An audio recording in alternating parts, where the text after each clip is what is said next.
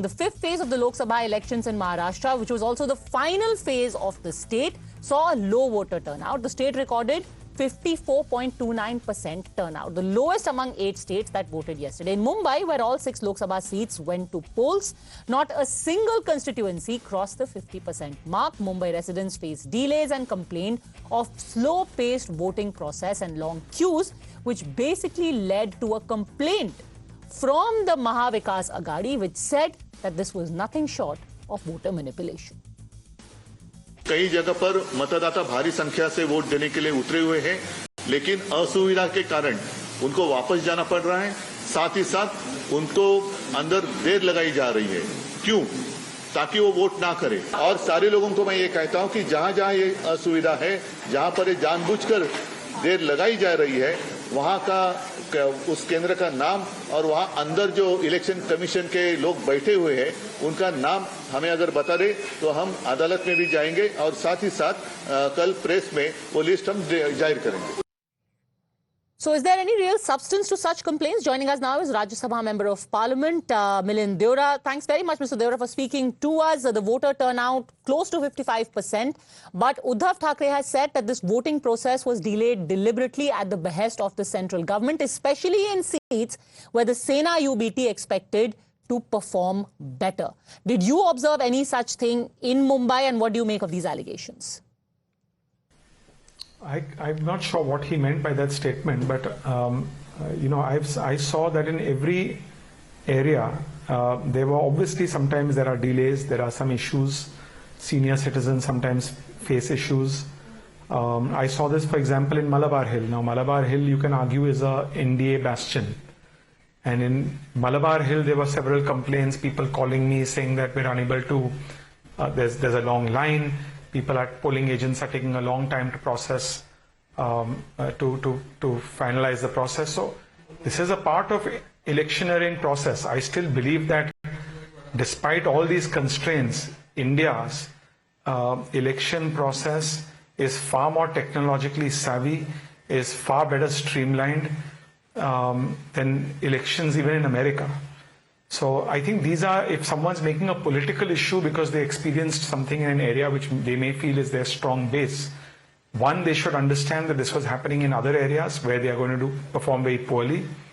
And two, this is part and parcel of elections. This happens. It happens in every area. And I think the third point is that it's probably sounding like an excuse for their own poor performance. They're already preempting defeat. You know, but this isn't just about procedural problems of the queues moving slowly. They have actually specifically accused the government of voter manipulation. Let me quote what he said. He said, the Modi government is using the EC as its handmaiden due to its fear of losing. And this is a ploy of the Modi government to ensure that voting against it is minimized. You know, I've seen when I was in the opposition how opposition leaders would behave. And basically, for example, blaming the EVMs, saying the EVMs are faulty. And it was completely hypocritical that when the opposition would win elections, they would rejoice and say the election commission does very well. When they would lose an election, they would say the EVMs are faulty. If the Supreme Court says that 370, the abrogation of 370, they uphold it, there's something wrong with our judiciary. If the Supreme Court, the same bench of judges, says that electoral bonds should be struck down, it's illegal, they rejoice and say the judiciary is working well. You can't have it both ways. You either say that the judiciary doesn't work in our country, or it works very well and fairly, or EVMs don't work in our country, or EVMs work very fairly. So I don't buy into any of these things. Ultimately, procedural delays, problems, people finding their names off the rolls happened in all sections. I know people in hardcore BJP supporting areas who had several complaints, who found their names off the electoral list. So this is not something which is a designed, happens by design. These things happen in an election. I've seen it happening when I was in the opposition. I'm seeing it happen now when I'm part of the ruling dispensation. So I think that those who blame these inefficiencies, which I don't deny that exist sometimes, and use them to score political points, are either preempting defeat or are using it as a poor excuse to not get their own house in order. So this time around, the Shiv Sena is contesting 15 seats. On 13, they are pitted directly against the Sena UBT of Mr. Uddhav Thackeray. Will the results of these 13 seats really settle the question of who is the real inheritor of Bal Thackeray's legacy? I think this is a significant election. There's also an assembly election coming up in 6 months, 6 months after the Lok Sabha elections. There will also be local body elections which will happen in different parts of Maharashtra, rural and urban.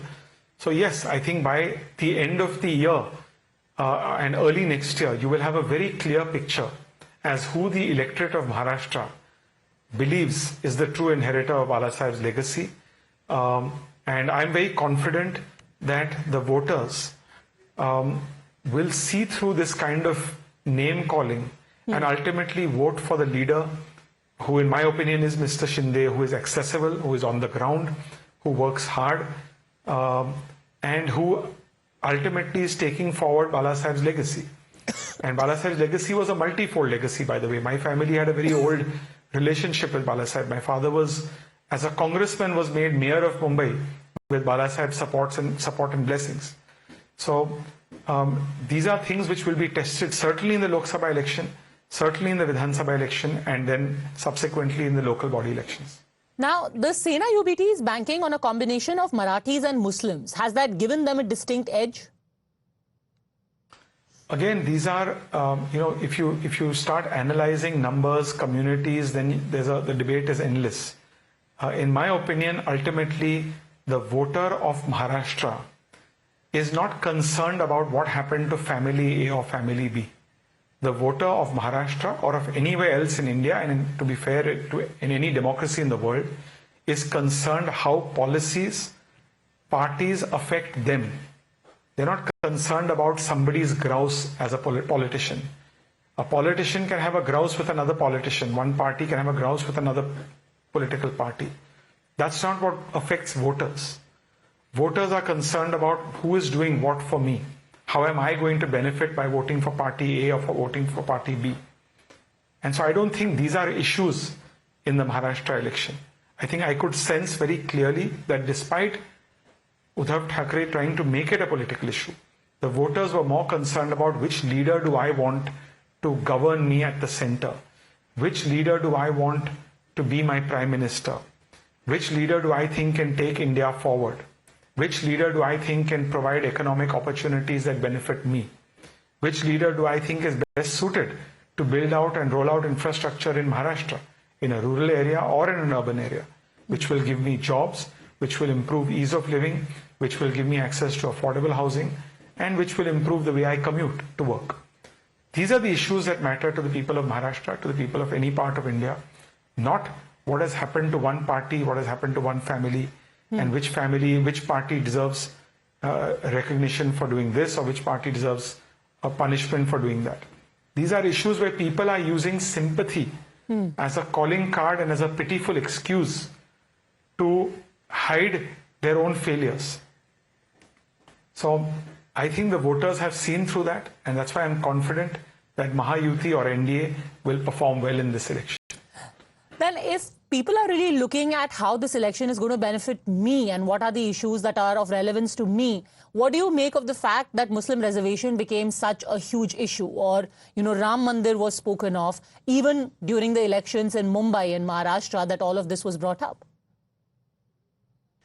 Look, I am not somebody who believes that elections should be fought on communal planks. I believe elections should be fought on development. But to be fair to the ruling dispensation, to the Mahayuti, who made, for example, Pakistan an election issue in this election, not just in Maharashtra but across India.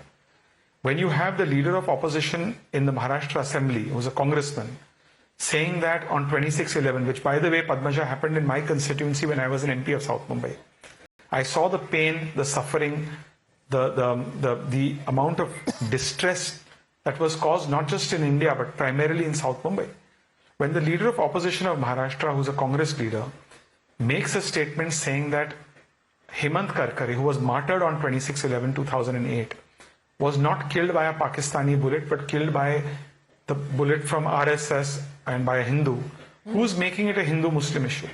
Who's making it an India-Pakistan issue? You can't but expect that the BJP, the Shiv Sena, any sane person will respond. So it's very easy to say don't communalize the election. Why are you communalizing the election?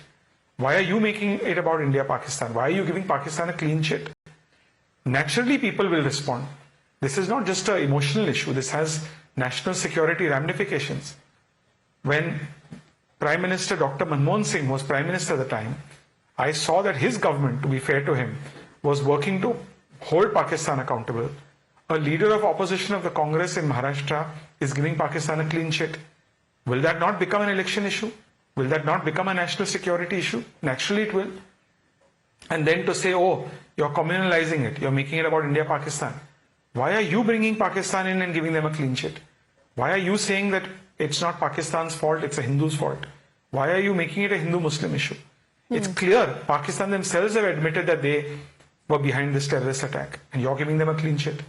So these are things where it's very easy for the opposition to then spin it and say, oh, someone's doing this because they're nervous. Someone's bringing in Pakistan because they're nervous.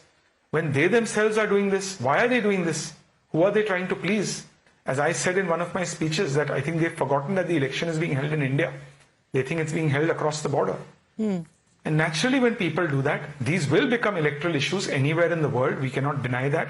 We cannot run away from that fact. If this was done in Europe, if this was done in America, certainly this would have become a massive electoral issue. So the question should be asked of the opposition that why are you giving Pakistan a clean sheet? Why are you making 2611 into a Hindu-Muslim issue? Okay, finally, how many seats are you going to hazard in Maharashtra as a whole and in Mumbai in particular?